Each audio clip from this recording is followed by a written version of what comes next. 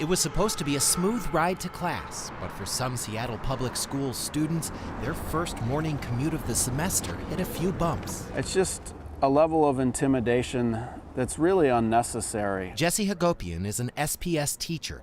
His wife snapped a photo of Sound Transit fare enforcement officers stopping students on their way to school. The teens didn't have their ORCA cards. Why? Because they were on their way to school to pick up cards provided by the district. Hagopian says the officers took photos of the kids' IDs and asked them where they were going. Cut these kids some slack. This is their first day of school. Their only anxiety should be about making new friends and how they're going to do in geometry class, not about having to stare down these fare enforcers and worry about what's going to happen with their ID. Is there anything Sound Transit could have done to handle this better today?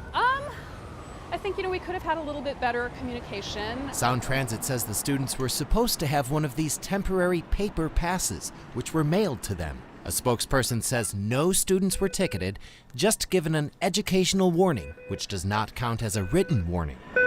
As for those ID photos, those will not be entered into the system. Any student who had their picture taken of their ID, they will not go into the system. We really can't figure out how to get kids to school for free on the first day without harassing them. That doesn't make any sense, and I know we can do better. Mayor Jenny Durkan tweeted about this today, saying she hopes Sound Transit will expunge any written warnings issued to students during this first week of class. Live in Columbia City, Ted Land, King 5 News.